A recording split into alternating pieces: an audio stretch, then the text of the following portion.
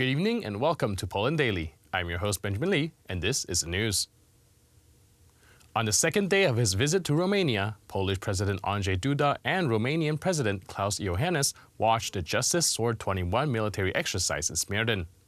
There is more and more modern equipment. We are more and more compatible with other troops of the alliance, in particular the troops of the United States Army, Duda said.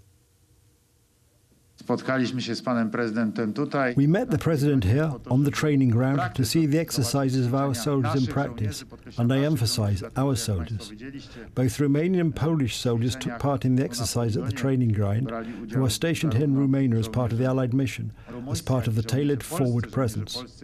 They practiced together with their Romanian colleagues and other allies. Yesterday, Polish parachutists and Polish Airborne Forces exercised together with the American Airborne Forces, also here in Romania, as part of the great Allied exercises. And I'm very happy that we train this interoperability, that we meet within the framework of Allied activities, that our soldiers are perfecting their skills. Also, that we redeploy our troops by practicing various logistic and strategic solutions. President Duda also met Polish soldiers who were taking part in the exercises. Some 40 locations in Warsaw were evacuated following information that explosives have been planted. Those evacuated included, among others, employees of the Supreme Audit Office, the National Council of the Judiciary, the Supreme Court, and the Court of Appeal. In the morning, information that explosives had been planted reached the Supreme Court and the National Council of the Judiciary. At around 10 a.m., the immediate evacuation of the employees of the Supreme Court and the Warsaw Court of Appeal, located in the same complex, was ordered. At the same time, a message appeared on the website of the Supreme Audit Office that the news about the planting of explosives at the Warsaw seat of the Chamber and buildings occupied by delegations throughout the country had been received electronically. The evacuation of the entire personnel in Warsaw, Olsztyn, Kielce, Białystok, Wrocław, Poznan and Rzeszów was ordered. The National Council of the Judiciary has also been the target of a false bomb attack. The vice-head of the National Court Register, Judge Wiesław Johann, also received an email with information about the bomb. But after a quick evacuation and a check of all the rooms, no explosives were found. In total, in Warsaw, the police checked 40 locations subject to the false alarms. 9 people have been killed in a shooting at a gymnasium in Kazan in the Russian Republic of Tatarstan. Most of the victims are students, and a teacher and bodyguard were also killed.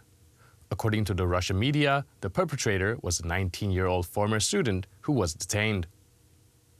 The incident took place in school number 175 in Tatarstan, Russia, at about 9 o'clock.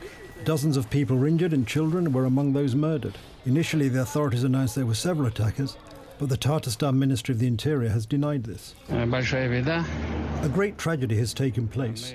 We lost a few children. They were 7th grade students. They died here at the school on the 3rd floor. A dozen or so people are in the hospital, and the terrorist has been arrested. He is 19 years old and has a registered firearm. We do not know more of the attacker. An investigation is underway in this case. We will do everything in our power to provide assistance to victims and their families. This is a great tragedy for us and for our country. According to witnesses, several children jumped out of the windows while escaping from the attacker. At the moment, the motivation of the attacker is not known, but the Russian prosecutor's office has already started an investigation. The Tatarstan Investigative Commission launched an investigation into the shooting in which several people, including children, were killed. According to preliminary findings, an armed young man broke into an educational institution and opened fire. As a result of the attack, many people were injured and received medical attention. The attacker was identified and detained. Before the attack, a video appeared on social media in which a young man announced the planned attack. In it, he also announced his intention to commit suicide, but he was arrested shortly after the crime was committed. The attacker is 19-year-old Ilnaz Galiaevich, a graduate of the school where he attacked the students and a student of the Kazan University of Management. Tension between Israel and the Palestinian Authority continue following yesterday evening's attack when more than 200 rockets launched from the Gaza Strip fell on the outskirts of Jerusalem.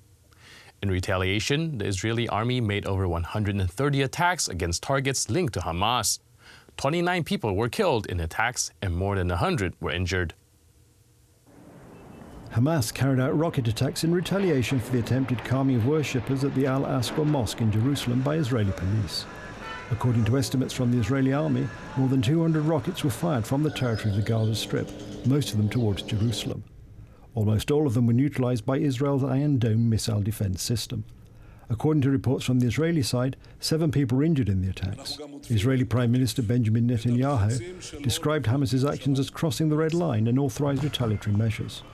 The Israeli army has made over 130 attacks against targets linked to Hamas. As reported by the Gaza Health Ministry, at least 29 people were killed in yesterday's attacks and several hundred were injured. In addition, there were riots in Jerusalem again yesterday evening. Dozens of people threw explosives at Israeli security forces, who responded with stun grenades and a series of smoothbore weapons. Clashes also took place in the West Bank, including in Hebron and Ramallah. Several dozen people were injured in the riots.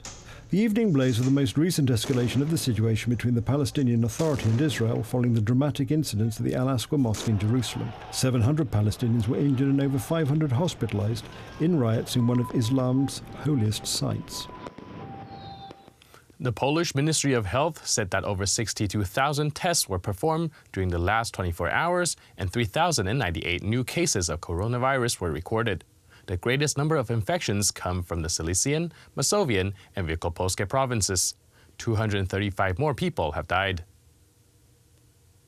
Since the beginning of the pandemic, over 2,838,000 people have fallen ill with coronavirus. Over 70,000 people have died. Almost 14 million vaccines have already been administered in Poland. More than 10,400,000 first doses have been administered and more than 3.5 million second doses. Over 180,000 vaccinations were performed during the last 24 hours. That's it for today. See you next time on Poland Daily. I'm your host, Benjamin Lee.